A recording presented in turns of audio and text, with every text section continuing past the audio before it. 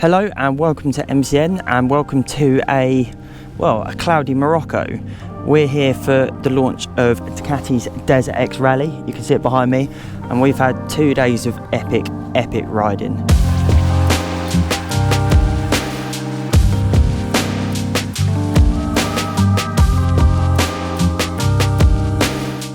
To start off with, I'm just going to give you a few little overview details on what's new on this bike. So this is meant to be the hardcore off-road bias Desert X. Long travel KYB suspension with closed cartridge forks for the first time, like you find on a MX or Enduro bike. Proper off-road thing, really hot in the off-road world. You've also got lighter and stronger rims, which are less exposed. If you want to be doing some more gnarly stuff, you know, big rocks, all that stuff. The tyres are now tubed. There's also a few little tweaks to the electronics. So the rider modes in Rally and Enduro, the traction control in the lower settings with the least intervention has been mapped slightly differently, so you can use it on hardcore proper off-road tyres like these Scorpion Rallies that we've been riding on. So they're homologated for the bike, you can use them, and the traction control settings are actually set up for those tyres. So aside from that, it's got the same engine as the standard Desert X, the same chassis, albeit with different forks and different shock. That also means that the seat height has raised up to a whopping 910mm, which is, thanks to the long travel suspension, you get an extra 30mm of travel, which is huge. On our bike here, these are the ones we've been riding. It is completely standard except for it's got Scorpion Rallies on it because most of the riding we've been doing is off-roading. It also has crash bars and a radiator guard, but aside from that, completely standard. So you're probably looking at this now and wondering where this sort of fits in the UK market, because it's a 19 grand bike for essentially the same power and the same chassis as the Desert X, which is already an incredible off-road machine. It won our upper middleweight hardcore adventure test last year because of how good it was on-road and off-road, and Ducati want to market that Desert X now as a road bike that can go off-road. So where the Triumph Tiger, for example, has a road go model and then a long travel suspension model, so this is the same sort of principle. Think of this as the hardcore off-roader, and the standard Desert X is one you can use on-road and off-road. Now, you did hear me right when I said this bike is just shy of 19 grand plus costs, so that is a shed load of money. It's 4 grand more than the standard Desert X, but talking to the project managers and the guys behind it, that's because the suspension is expensive, the wheels, which are stronger and lighter, is expensive. If you were to put all these parts on separately, it would be upwards of 6-7 grand. And they actually have quite a lot of people in Europe that have been entering Desert X's in rallies, Enduros, events, more and more. So they sort of saw it and decided to just jump on it and decided to do it. So if you look at this against, say, the KTM 890 Adventure Rally, which is similar sort of changes to what this has compared to the standard model and the costings, then it's pretty good value, and it's not limited edition either. So put it against that and it makes sense, but it is still a lot of money. So I've been fortunate enough to ride pretty much all of the upper middleweight adventure machines that are currently on the market, on and off-road, and I have to say this thing is the best off-road adventure bike over 220 kilos that I have ever ridden. So we'll kick things off yesterday on the road. We started on the road, started in touring mode, and even though it's got long travel suspension, it is incredibly composed. On some bikes, you know, in the big tour adventure bikes, you know, when you go for a hit of that front brake, you get a lot of dive, the initial jump through the stroke is quite, well, it's quite savage. It just wants to bury itself in. This has so much support and so much feel. It almost feels like it's set up as a road bike on the road, and because you've got that extra height, it's really agile too. It almost feels like a supermoto, and I think that's also helped by a little less unsprung weight where the wheels are concerned. So it's super agile and really easy to navigate, and it feels really balanced too, which is handy because it is a monstrous thing. Even though the chassis is thin and the seat, which is adapted just for this rally bike, the 910mm seat height is, if you're short, it's an issue. So I'm 5'7" and I couldn't get the bike off its stand while sitting on the bike. I had to get it on the stand and off the stand while after I got off it. Could just about tiptoe on one foot, but couldn't touch the foot pegs, so I had to make sure it was in gear. It just meant stopping. You had to plan your stops and you had to be ready for it, but that's the price you want to pay if you want an off-road bike that is a thoroughbred off-road machine.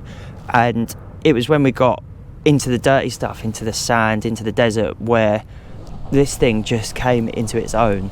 So it's got 2 off-road modes. It's got enduro and rally. So I started off in enduro mode with softer power, a bit more traction control.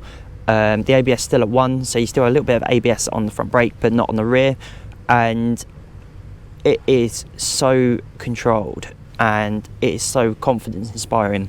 Like, I'm by no means a talented off-road rider. I really enjoy it, and looking at it, it's a daunting bike. It's a big thing, especially when you're riding through sand, dust, mud, water, but it instantly just instills a level of confidence in you, and that's because you get so much feedback through the suspension, specifically on the front, especially when you're riding it really hard and really fast. For UK green lanes, I definitely knock a bit of support off it. I'd knock off a bit of preloaded compression, because you do have to be quite heavy on it to get it moving and get it working. But when it does, it just offers so much confidence. It just rails through ruts with a big 21-inch front wheel. It finds loads of grip, and it never feels like you're detached from the front end. It feels almost enduro-esque rather than adventure bike-esque. The traction control and the ABS are incredible as well. It allows for loads of slip, so you can have a bit of fun. You can get it raw. You can pretty much almost get it on the lock stops, and you can have the traction control on and the wheelie control off, which is a brilliant feature as well. So you can, have some fun, pop some wheelies, hit some jumps, but you can have that little bit of support as well. And the thing that impressed me most was just how easily it absorbs everything. So the first probably 2 miles of riding was literally just like a big whoop section. It was just jump after jump after jump after jump, and I've never ridden anything over 200 kilos that has ever felt as composed as that. Everything was landing soft and gentle. It felt so refined as you go through the stroke. The closed cartridge system with its wider diameter and longer stroke, and the shock, which has a bigger piston, it's 46mm up from 40 on the standard Desert X, just has so much composure to it. It truly is an incredible bit of machinery, and even though it looks high, it looks intimidating, it doesn't feel it. It just is really controllable and really easy. We've done 4th and 5th gear trails where, you've been in triple digits, kilometres an hour, so it's just really capable. And that goes from the tight and twisty stuff, where I was worried that the extra height might, make it a little less balanced, but it was super easy to navigate, get around tight and twisty bits. And on the fast and flowing stuff, with the addition of an Olin steering damper, it is so stable. Like, even if your front wheel gets caught in a rut or on a bump, it just corrects itself so easily. But there are still some niggles with it. The price, for starters, is high in the UK when you're looking at 19 grand for a sub-litre adventure bike, which is very off-road focused. The seat isn't the most comfortable in the world. After half hour of sitting, you kind of want to be standing up. So if you're going to be doing distances on it, keep that in mind, because if you're going to be doing heavy, long road mileage on it, I'd definitely change the seat and put a little screen extension on it.